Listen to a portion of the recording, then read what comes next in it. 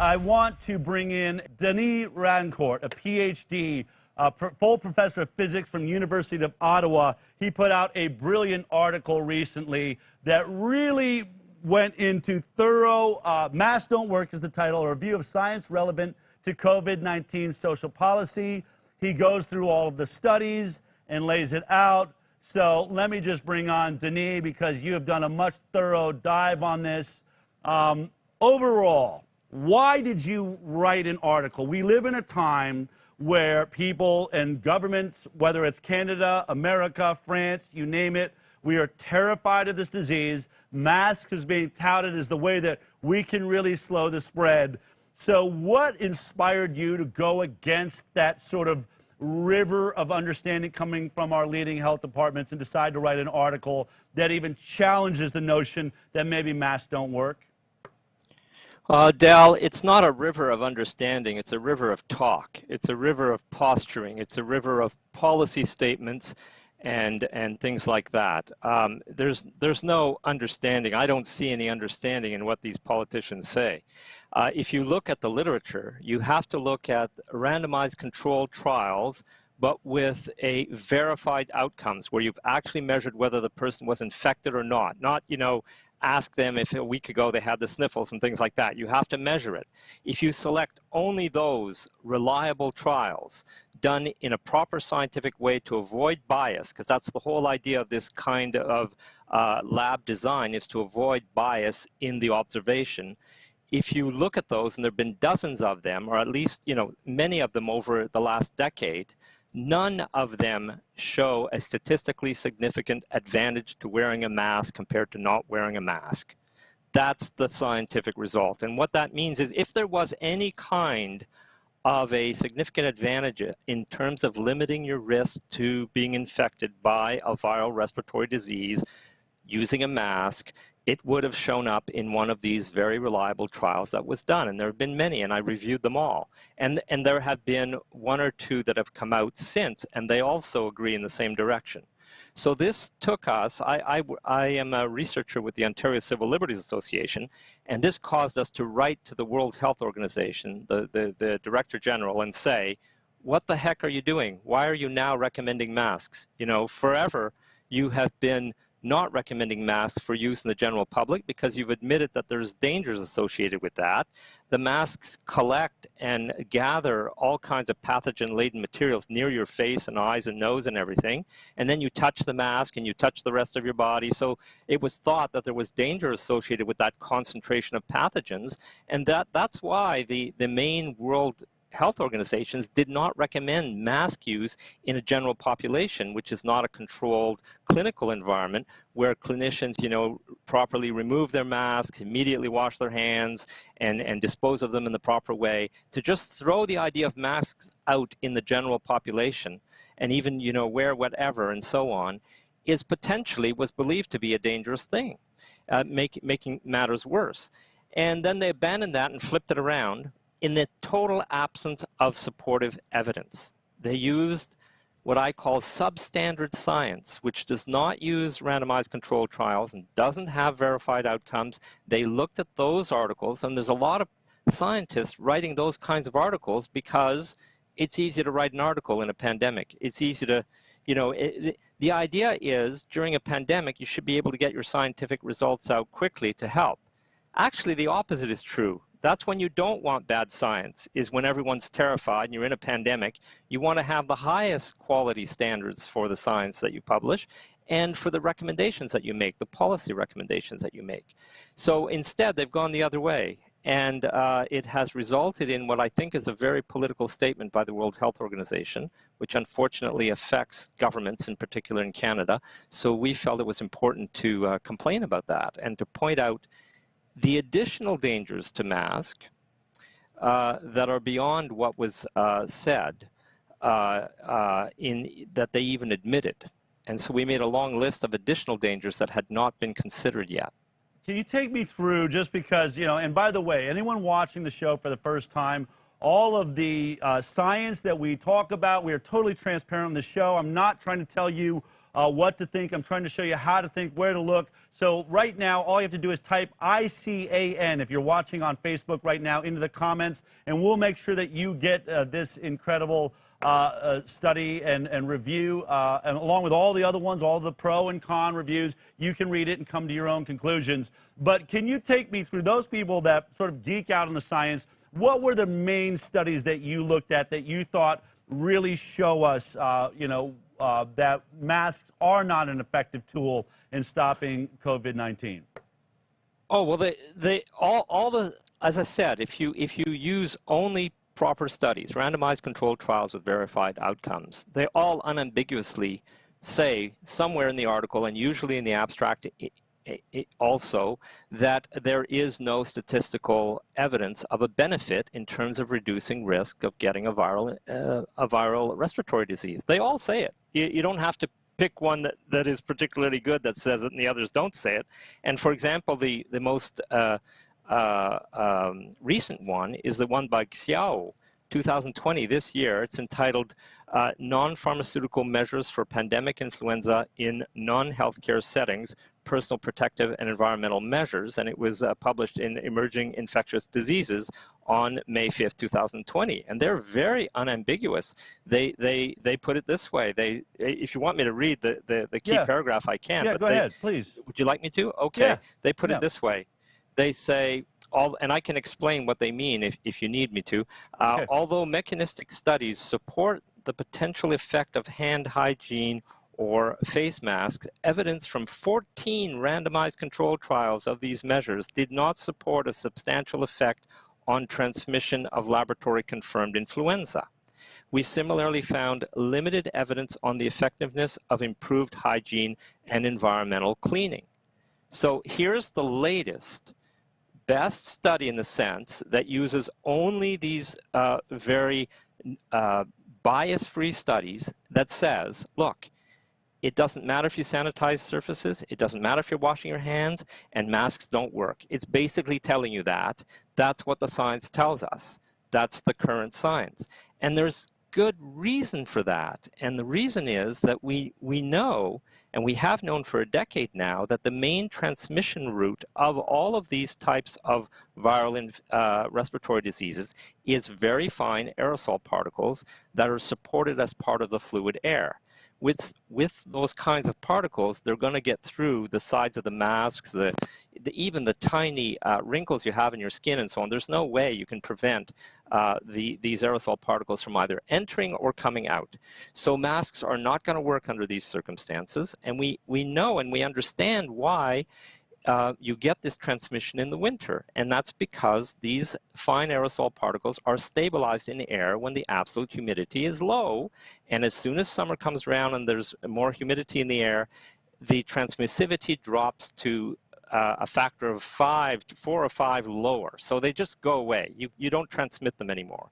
So the centers of transmission are in the winter in mid-latitude countries. There's a narrow band where you get all these diseases behave the same way. They've been co-evolving with us, with our ancestors for 5 million years. This is happening all the time. It happens in the winter, so it's reversed in the southern hemisphere at those mid-latitudes. This is all extremely well understood science. It's just that the science policy people that you see on TV aren't aware and don't read the top science and for some reason are not paying attention to it. But the top scientists have known this forever, well, for the last decade anyway. And so the transmissivity is understood, the mechanism is understood, and based on that, we know why masks shouldn't work. It would be surprising if they did work. And so it's not about droplets, it's not about spitballs, it's not about surfaces and fomites and all that kind of stuff. It has nothing to do with it. It's all about buildings where you have fine aerosol particles suspended in the air of the building. They can be measured, they're in high concentration. That's where the transmission occurs. So you're looking at daycare centers, hospitals, potentially places where the air is fairly closed in. That's where, and people's homes as well, traditionally, and that's where transmission occurs in the winter in mid-latitude countries. Okay, Not so when you then get too cold and not when you get too warm. Let me then ask you Yeah. the question I don't know if you watched the whole show. I don't expect that you did, but I really posed a question about the spike, certainly that we saw in America, that Yes. it begins at the Yes. end of March and we're coming out of it now, which is totally outside of a cycle we would expect for coronavirus. As you said, here was the CDC's. We see this gigantic spike in, April, May, Yes. and it should have happened in the fall. What are your thoughts on Del, why this is happening there? well, Del, I wrote a whole paper on your theory. I heard your theory explained at the Okay. beginning there, and I think you're absolutely right. And I wrote a paper on that came out on the 2nd of June, 2020. And you've got it up on the screen there. That's right. Okay, no So, plague and a likely signature of mass homicide by government response.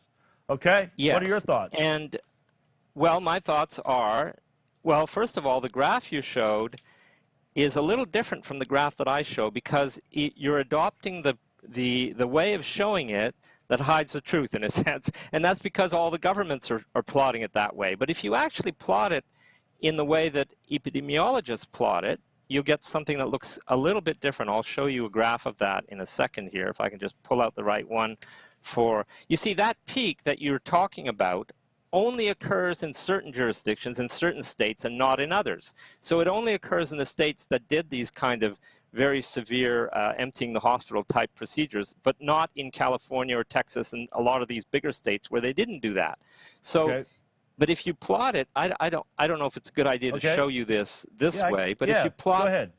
Okay, so here's all-cause mortality as a function of time on a bi-week basis. Okay. And what you see is there's a winter burden of deaths every winter, and it's a hump, okay? And the important point is that this latest one here, which has that peak that you talked about, which is unnatural and has never been seen before, which is due to human intervention, I would agree with you on that. But the important point is that the area under these peaks is the total mortality, the total winter burden mortality, all causes. And that has not changed. There are not bodies in the street. It's not a killer. You see large changes when there's an earthquake that kills people in a country or something and things like that. You don't see anything like this here. You can go to Europe, the United States, Canada, and so on. The winter burden, all-cause mortality, is statistically the same as it has been for the last many decades. And that is because of the nature of these diseases. Here's what it looks like over a 10 or 20-year period. Okay? Oh, yeah. You always get these peaks, and it's been understood since the beginning of this science that these viral and respiratory diseases put a heavy burden on people that are immune deficient, that are already in a fragile state. It causes when you get infected by this, and these aerosols go deep into your lung, and your immune system has to start fighting it. Your immune system requires a lot of metabolic energy to do that, and it will shut down other functions even to get that metabolic energy. It becomes the priority thing that you have to do to survive. And so anyone who is in a fragile state is going to be put at great risk because of that infection. Okay, that's been understood. And that's why you get these winter burden deaths. And it hasn't been any different this year. And this is why I tell people, stop talking about cause of death, because that's a very tenuous and biased thing. It's very difficult to measure where you have comorbidity conditions and you have a complex situation like this. You don't try to split hairs and decide what killed the person. You look at total all-cause deaths, and what you see is that it's no different than for the last several decades. But there's that peak that you mentioned. Now that peak is unnatural. It's nothing like this over the last many decades. Nothing like this has ever been seen before. It's unnatural because it's way too sharp. Viral infection peaks in the general population, unless you're doing something, are never that sharp. Right. It's way too late in the season. Okay, and it happens in synchronicity with the declaration of the pandemic everywhere at the same time. Right. All the European countries where it happens, the US, Canada, all the jurisdictions, all the specific states that did this, where it happens, it's happening at the same time.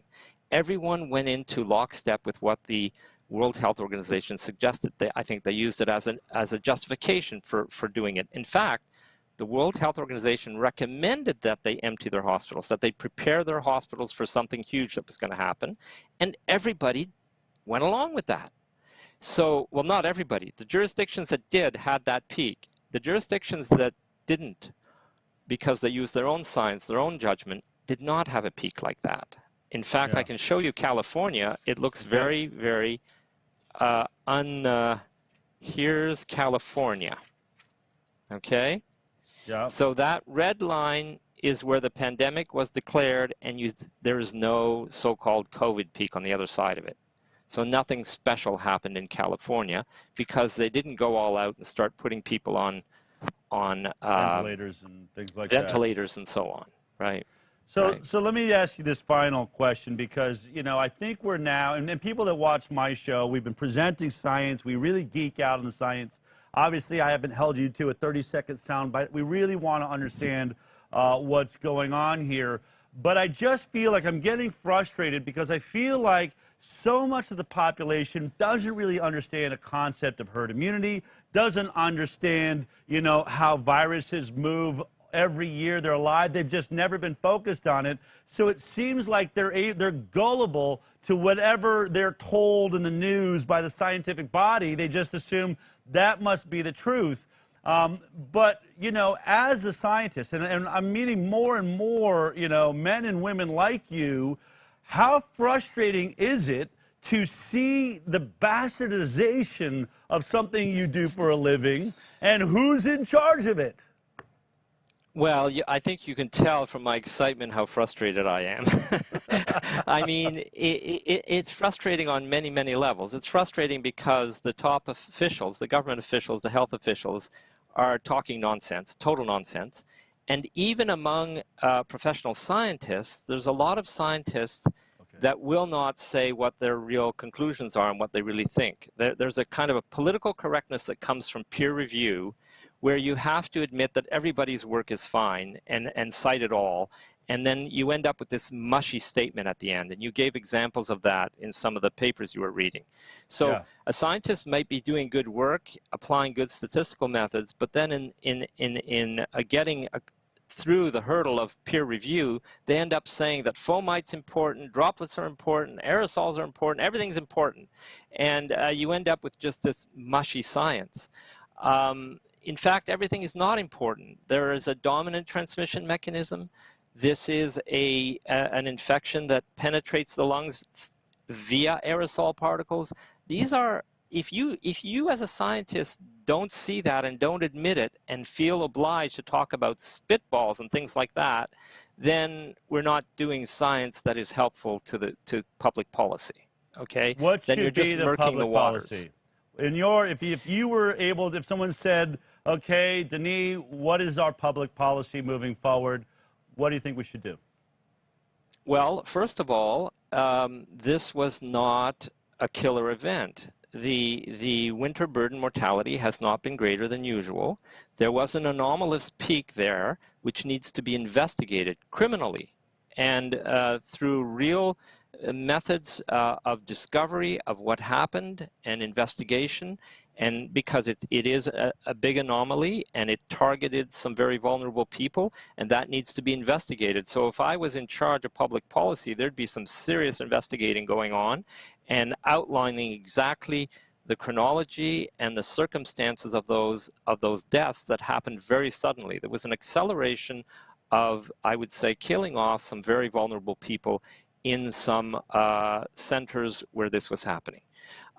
So that is needed just to clear the air and to learn from our mistakes and to also hold people responsible for the decisions they made in the absence of science and in the absence of trying to discover what would be the best way, but instead just listening to authorities from the World Health Organization and others, okay?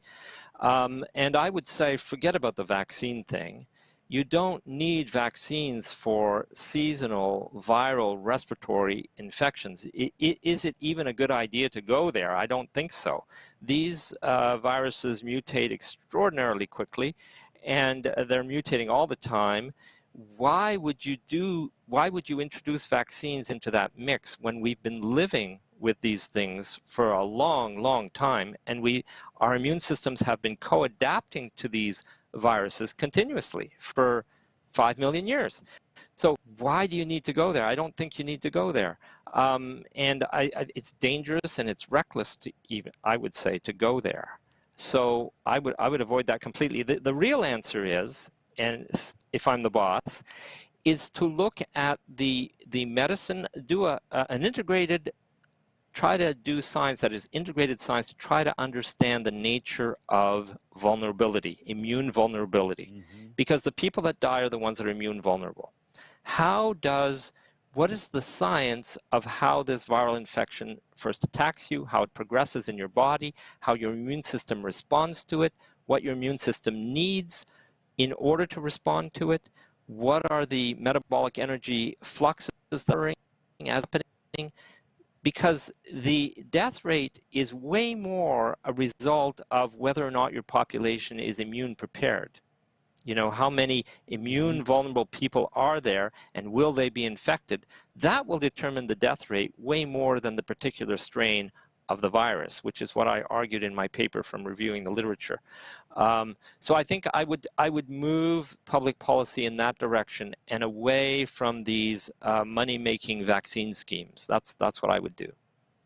Denis, it's very refreshing to hear from you, and I really want to thank you for your work. I want to thank you for being brave. I know it's not necessarily lucrative science to go out and tell the truth against policymakers, but there are more and more of you stepping forward. We have been very blessed on the show to find scientists all around the world. And as you pointed out, I actually believe you're right. It isn't the river of science that you're up against. Actually, the river is those that know the truth, that are really starting to speak out. We've got to do something about this rogue group of people that I believe are destroying the world and the future for our children. They're making us afraid of boogeymen that don't exist. And it's really great to have you joining us in this fight, which I think ultimately becomes a fight for freedom. So it's great to know we have science, real science on our side. Thank you for joining us. It was a pleasure, Del. If you liked that clip, then be sure to check out our live broadcast of the HighWire every Thursday morning at 11 a.m. Pacific Time. You can watch it on Facebook, YouTube, iTunes, and Twitter. We'll see you there.